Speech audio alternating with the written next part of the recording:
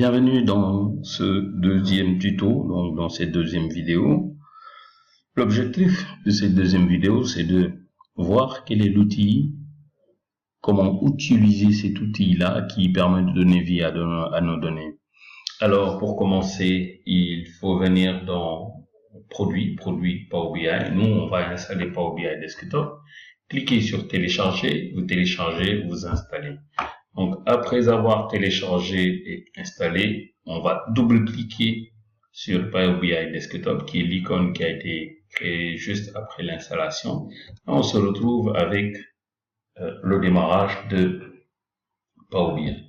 Donc, pour les besoins de ce tuto, j'ai créé un fichier Excel dans lequel j'ai mis les rangs par ordre croissant, pays et budget 2015 en milliards. C'est ainsi que le Nigeria en 2015 a dépensé 13 313 milliards, le Ghana 6 553 milliards, la Côte d'Ivoire 5 014 milliards, le Sénégal 2 269 milliards, etc. Donc c'est ce fichier qu'on va utiliser. Alors pour cela, je vais rapidement vous présenter l'interface de Power BI. Ici, vous avez la partie visualisation que vous pouvez collapser. Alors quand vous cliquez, vous avez un ensemble d'outils. Ici, quand vous chargez une source de données, ici vous allez voir que le contenu de la source de données ou des sources de données sera représenté sous forme de table ici. Donc là, c'est pour gérer tout ce qui est requête, modification de données. Ici, c'est pour créer une relation entre les données. Donc sans plus tarder, nous allons créer ou obtenir une source de données. Alors, quels sont les types de données, de sources de données qu'on peut manipuler? Il y a des sources de données du type fichier, type base de données, type Azure, type en ligne comme les Facebook, etc., GitHub, Mailchimp, Dynamics CRM, autres. On a un site web qu'on peut utiliser, les flux OData, Microsoft Exchange, l'Air Spark, le script R du ODBC, du OLEDB, etc., etc. Alors, il y a vraiment une panoplie de sources de données qui peuvent être utilisées, Oracle, PostgreSQL Server, etc., etc. Donc, nous, ce qui nous intéresse aujourd'hui, c'est de pouvoir aller chercher le fichier là. Alors, dans ce fichier que j'ai stocké ici, ce qui m'intéresse, moi, c'est de dire que c'est du Excel, je mets sélectionner et automatiquement, là, je colle pour avoir budget. Je sélectionne budget et regardez ce qui va se passer. Il va se passer que le fichier Excel va être importé vers Power BI. Et effectivement, quand j'ouvre mon fichier Excel, on va voir qu'il y a une feuille qui s'appelle budget 2015. OK? Budget 2015 est là. Donc, c'est ce que Power BI a vu qu'il y a budget 2015. Alors, si je clique dessus, il va me créer un aperçu. Et très bien, c'est ce qu'il y a. Donc, voilà l'aperçu du fichier. Et quand je clique dessus, regardez ici, si je sélectionne simplement, je vais voir l'aperçu, mais les zones sont grisées, les boutons sont grisés. Je clique sur la zone et automatiquement, je peux charger maintenant mon fichier Excel. Et il va être représenté ici sous forme de table. Donc, chaque colonne de mon fichier Excel va devenir une table. Voilà.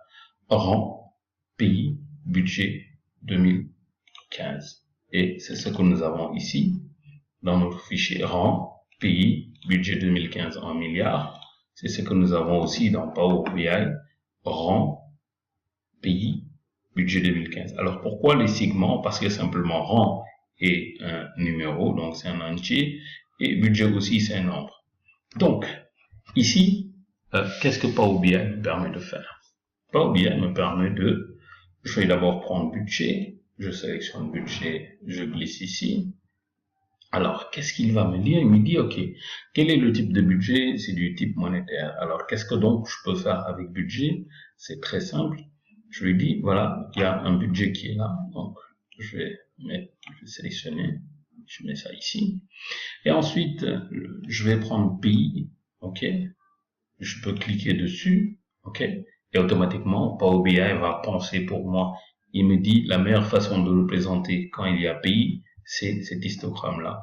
Donc, je désélectionne, vous voyez ce que ça me donne. Si je désélectionne ici, vous voyez ce que ça me donne. Donc, je clique sur budget et ensuite pays. Il me dit voilà, donc ce que tu peux avoir, c'est ça. Très bien. Ok, je le fais descendre. Ok. Alors là, j'ai aussi la possibilité, puisque maintenant j'ai pays et rang, ce que je vais faire, je garde. Je demande votre attention. Je veux vous montrer qu'il y a ici ni longitude ni latitude. Il n'y a que pays, budget et rang. Ok. Qu'est-ce que je vais faire? Je vais simplement glisser pays ici, sur une zone blanche. Et regardez, Power BI étant tellement puissant et intéressant et intelligent, qu'est-ce que Power BI va me faire? Power BI va me créer une carte géolocalisant l'ensemble des pays que j'ai répertoriés. Voilà, regardez ce que ça donne. Voilà, ça donne ça. Alors ici, j'ai les pays, ok? Et mieux encore sur cette carte, regardez. Sur cette carte, je sélectionne ici, il me dit c'est le Niger. Je sélectionne ici, il me dit c'est le Sénégal. Je sélectionne ici, c'est la Gambie. Là, c'est le Sénégal. Alors, je vais maintenant à ces pays rajouter leur budget. Donc, je sélectionne budget et je mets rajouter. Regardez.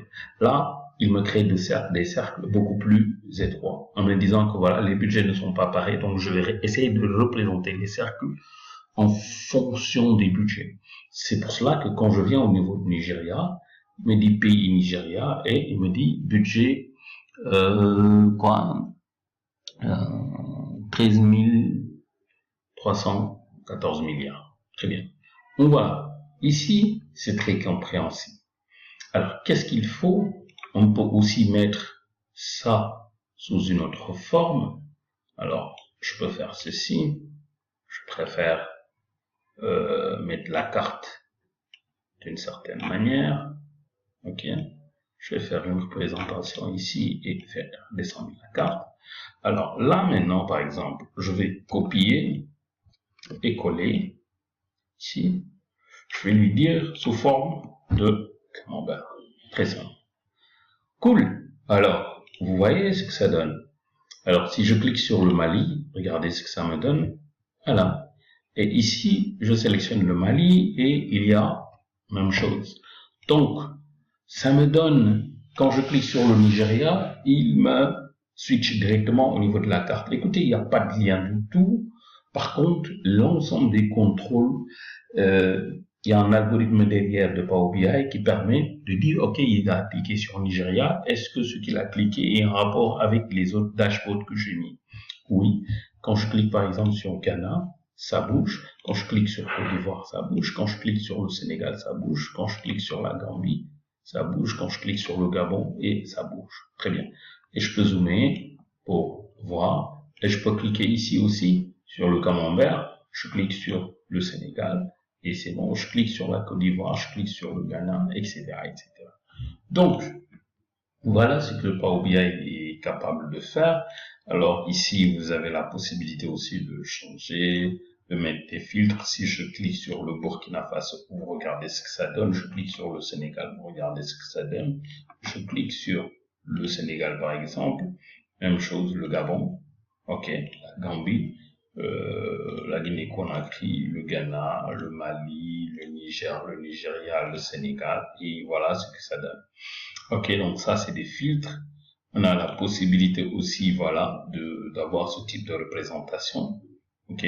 Par contre, si je clique, même chose, ça va me donner le taux, etc., etc. Alors, donc ça c'est possible. Par contre, ce qui est aussi possible, c'est que quand je clique sur la modification, je veux maintenant rajouter une colonne. Je mets une nouvelle colonne. Excusez-moi, pas mesure. Je veux mettre une nouvelle colonne. Clic droit. Nouvelle colonne. Je vais appeler la colonne taux ou on va dire contribution. On va dire que chaque État va contribuer à 18% de son budget, donc contribution 18. qui est égal à quoi? Il me suffit simplement de mettre ça et de lui dire son budget multiplié par 18 divisé par 100. Cool. Et là, vous voyez que la modification a été rajoutée au niveau de ma table budget. Alors, je viens ici, regardez ce que je peux faire. Je peux dire, écoute, je vais diminuer ça et je vais simplement prendre le pourcentage sous format chiffre. Donc, je fais ça. Alors, quand je fais ça, ok, je vais dire quel est le pourcentage du Nigeria, 2,40, le pourcentage du Sénégal.